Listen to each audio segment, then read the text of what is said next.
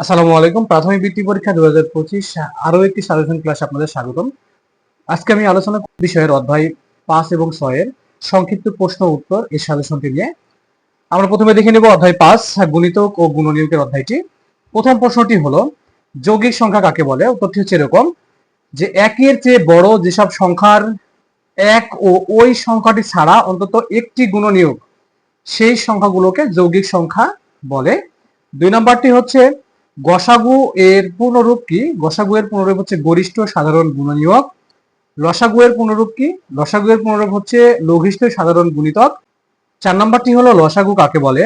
উত্তরটি হচ্ছে এরকম, দুই বা ততোধিক সংখ্যার সাধারণ গুণিতক গুলোর মধ্যে ছোট সংখ্যাটিকে লঘিষ্ঠ সাধারণ গুণিতক বা লসাগু বলে। 5 নম্বরটি হচ্ছে গসাগু কাকে বলে? একাধিক সংখ্যার সাধারণ গুণনীয়কগুলোর মধ্যে সবচেয়ে বড় সংখ্যাটিকে গসাগু বলে। 6 নম্বরটি হলো গুণিতক কাকে বলে?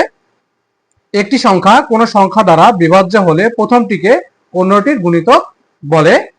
7 নম্বরটি হচ্ছে গুণনীয়ক কাকে বলে? কোন সংখ্যা যে যে সংখ্যা দ্বারা বিভাজ্য সেগুলোকে ওই সংখ্যার গুণনীয়ক বলে। 8 নম্বরটি হচ্ছে মৌলিক সংখ্যা কাকে বলে? উত্তরটি এরকম হবে, যে সকল সংখ্যার এক ও ওই সংখ্যা ছাড়া আর কোনো গুণনীয়ক নেই তাকে মৌলিক সংখ্যা বলে। 9 নম্বরটি হলো 1 থেকে 50 পর্যন্ত মৌলিক সংখ্যা কতটি ও কি কি? 1 থেকে 50 পর্যন্ত মৌলিক সংখ্যা 15টি। 2, 3, 5, 7, 11, 13, 17, 19, 23, 29, 31, 37, 41, 43 ও 47। 10 নম্বর প্রশ্নটি হলো 6, 12, 20 এর গসাগু কত? আমি এখানে প্রতীকী কিছু ওয়ার্ড দিয়ে আমি একটা অঙ্ক এখানে করে রেখেছি। এরকম প্রশ্ন কিন্তু আসতে পারে, এগুলো কিন্তু তোমাদের ভালোভাবে করতে হবে। 11 নম্বরটি হলো যে এখানে 8, 20, 30 এর লসাগু কত? ঠিক এই সংখ্যাগুলো না, এই সংখ্যা বাই তার অন্য কোনো সংখ্যা থেকে যে কোনো সংখ্যা থেকে লসাগু এবং গসাগু নির্ণয় করতে আসতে পারে। লসাগু এবং গসাগুকে ভালো করে ফোকাস করতে হবে। এই পর্যায়ে আমরা দেখে নেব অধ্যায় 6 এর ভগ্নাংশ অধ্যায় সংক্ষিপ্ত প্রশ্ন উত্তর ও শেষের সাজেশন। প্রথম প্রশ্নটি হলো বিপরীত ভগ্নাংশ কাকে বলে? কোন ভগ্নাংশের লবকে হর এবং হরকে লব করলে যে ভগ্নাংশ পাওয়া যায় তাকেই বিপরীত ভগ্নাংশ বলে। অর্থাৎ ভগ্নাংশের যে অবস্থায় থাকবে ঠিক নিচেরটা উপরে এবং উপরেরটা নিচে আসলে সেটি কিন্তু কি হবে? বিপরীত ভগ্নাংশ হবে। অর্থাৎ হরের জায়গায় লব এবং লবের জায়গায় হর, এরকম। 2 নম্বর প্রশ্নটি হলো 6/8 এর বিপরীত ভগ্নাংশ কত? এরকম আমি এখানে সংখ্যা দিয়ে রেখেছি, এই সংখ্যা না অন্য কোনো সংখ্যা দিয়েও কিন্তু এরকম প্রশ্ন হতে পারে বা পরীক্ষায় থাকতে পারে। সেক্ষেত্রে কিন্তু আমাদের অবশ্যই এই যে অল্টারনেটিভ করতে হবে, নিচেরটা উপরে উপরেরটা নিচে, অর্থাৎ হর যাবে লবের জায়গায়, লব আসবে হরের জায়গায়। 3 নম্বর প্রশ্নটি হচ্ছে সমতুল ভগ্নাংশ কাকে বলে?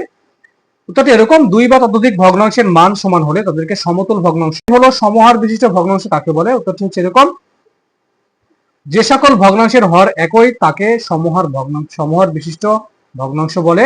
5 নম্বরটি হলো মিশ্র ভগ্নাংশ কাকে বলে?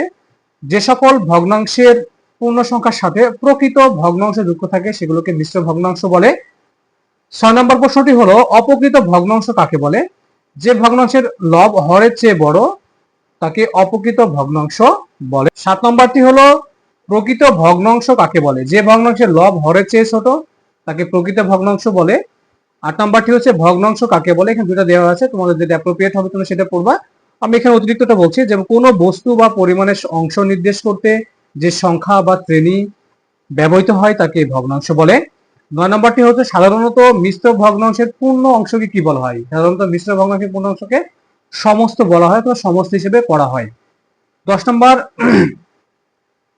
11 নম্বর, 12 নম্বর এবং 13 নম্বর, এখানে তোমরা যে প্রশ্নগুলো দেখতে পাচ্ছ আমি এখানে দিয়ে রেখেছি। এরকম প্রশ্ন কিন্তু ফাঁকা, যেমন ফাঁকা ঘরে কত হবে এরকম প্রশ্ন, এই ভগ্নাংশটিকে লঘিষ্ঠ আকারে প্রকাশ করো এরকম প্রশ্ন, অপ্রকৃত ভগ্নাংশে প্রকাশ করো এই ভগ্নাংশকে, ঠিক আছে, যে এই যে এই ভগ্নাংশ দেওয়া আছে এটাকে অপ্রকৃত ভগ্নাংশে প্রকাশ করতে হবে এরকম, কিংবা অপ্রকৃত ভগ্নাংশ দেওয়া আছে মিশ্র ভগ্নাংশে প্রকাশ করতে হবে। এই যে বিষয়গুলো, এই ধরনের প্রশ্ন কিন্তু সংক্ষিপ্ত প্রশ্ন হিসেবে পরীক্ষায় আসতে পারে এবং আসার সম্ভাবনা সব থেকে বেশি। তো তোমরা এগুলো ভালো করে ফোকাস করবা। এই ছিল আজকের মূলত ক্লাস পঞ্চম এবং ষষ্ঠ অধ্যায় থেকে সংক্ষিপ্ত প্রশ্ন এবং এর সাজেশন তার সাথে উত্তর নিয়ে আলোচনা।